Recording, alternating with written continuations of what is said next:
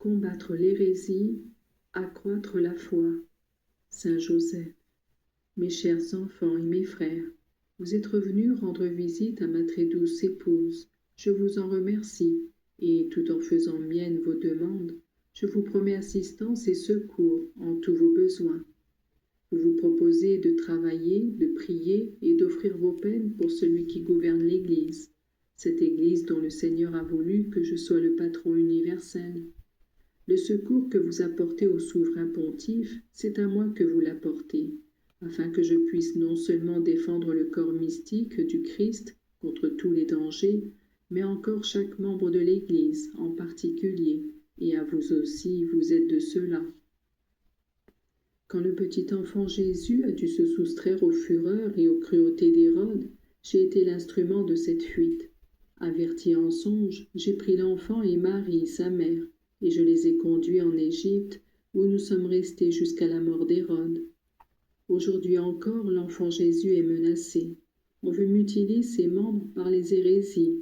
On veut détruire sa tête qui est le chef visible de toute l'Église. Aujourd'hui, plus que jamais, mon œuvre de protection est indispensable. Toutes les catégories de personnes sont touchées par l'erreur. Ce sont les ministres de Dieu qui, tentés par le démon, cèdent à ses séductions et rougissent de se déclarer opérateurs de grâce et d'admettre sans respect humain les vérités de la foi. Ce sont les jeunes qui, s'en donnant à des expériences illicites, arrivent au mariage, abîmés dans leur âme et dans leur corps. Ce sont les parents inconscients qui n'attendent pas qu'Hérode perpètre le massacre de leur enfant, mais qui eux-mêmes, de leurs propres mains, leur donnent la mort avant même qu'ils voient le jour. Ce sont les âmes pleines d'égoïsme et d'orgueil qui veulent occuper la première place dans tous les domaines et qui, au nom de l'honneur, poursuivent ces guerres insensées avec effusion de sang un peu partout. Ce sont d'innombrables misères matérielles, morales et spirituelles qu'il faut endiguer, afin que la ruine ne devienne pas générale. Au milieu de tout ce mal et de tant de douleurs, j'adresse un appel à mes dévots, pour les inciter tous à aimer, à respecter et défendre de plus en plus l'Église.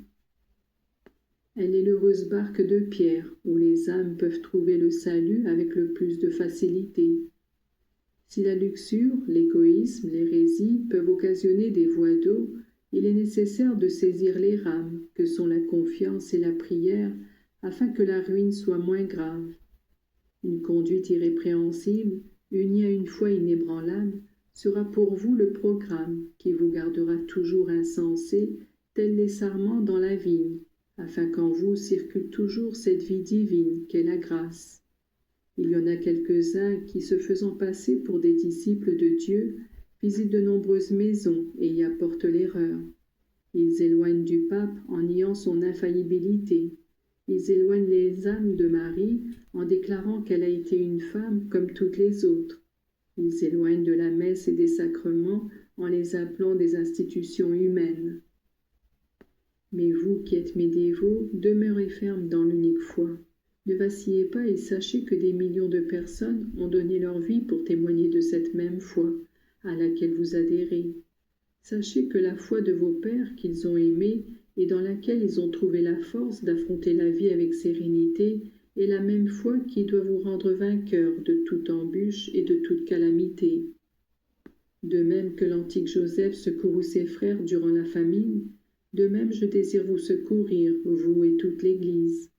Je vous bénis, mes enfants et mes frères. Je vous affirme que j'assisterai de soins particuliers les malades que vous m'avez recommandés et toutes les personnes à qui vous voulez faire parvenir le secours de votre prière. Je suis heureux que vous soyez venus ici, où l'on conserve l'une de mes précieuses reliques.